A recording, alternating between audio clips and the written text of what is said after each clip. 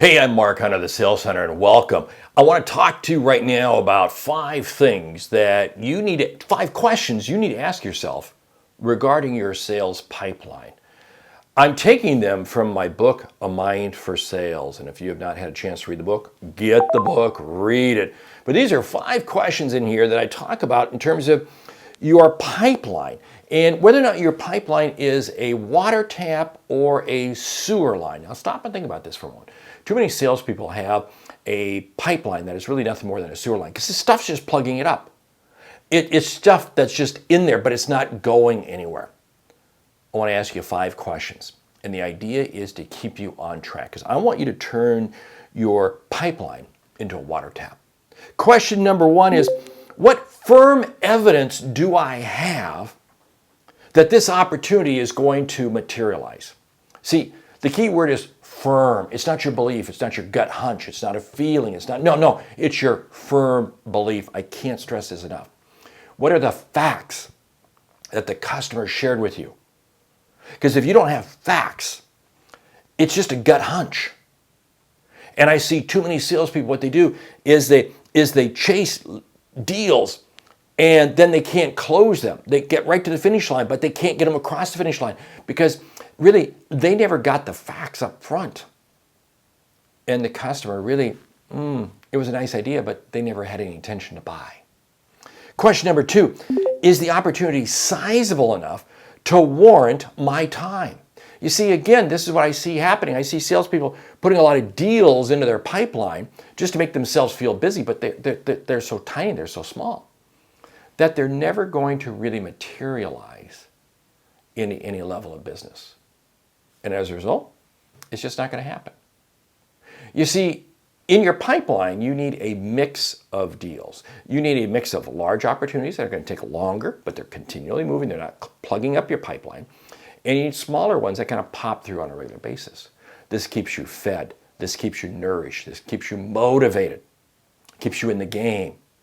But if all you have is small deals, you'll be working your tail off and not really making any money.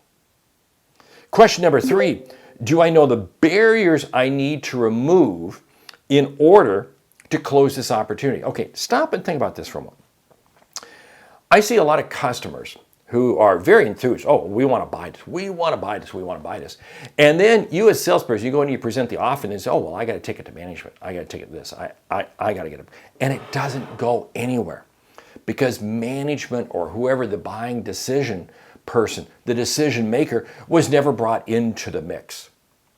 Big issue here with salespeople. You got to find out early on what are the barriers. And the question I love to ask is, how have you made decisions like this in the past? And I ask that early on because I want to find out what's the methodology, what's the process, who are the people they talk to, how long does it take, all those little nuances.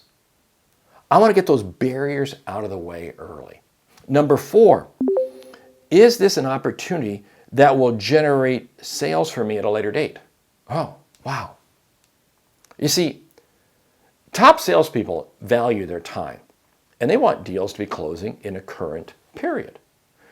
They're not willing to sit there and spend tremendous amount of effort on a deal that won't close for several years. Now, I close big deals all the time, and they take months. But I've also got some deals that, you know what, it's not going to happen for 3-4 years. That's fine. I stay in touch with them. We continue to nurture, but I don't waste selling cycles on them until we get closer in. And what is closer in? What's the definition of closer in? It's going to vary depending on the type of deal, the size deal, and so forth. So it isn't like I can give you a blanket deal. You know, in the insurance world, where it's, renewals, it may be like 4 or 5 months. 4 or 5 months out from the renewal date is when you've got to really start your selling process so you can be in a position, 30 days out, 45 days out to really be giving them a new proposal to replace the current carrier they happen to be with right now. Number 5, do I have a plan to maximize this opportunity without negatively impacting other opportunities? Here's what I find happening. Salespeople will get this piece of business. Oh, it's a great piece of business, but it winds up sucking so much time and energy out of the organization that the company doesn't have time to do other things. I see this with solopreneurs. Solopreneurs are really guilty of this. They wind up with a bad mix of business.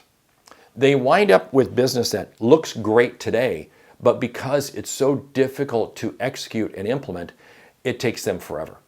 And as a result, it holds them back. This was a challenge that I had early on in my career. I was literally selling myself as a CEO for hire and a CMO and a CSO for hire to various companies.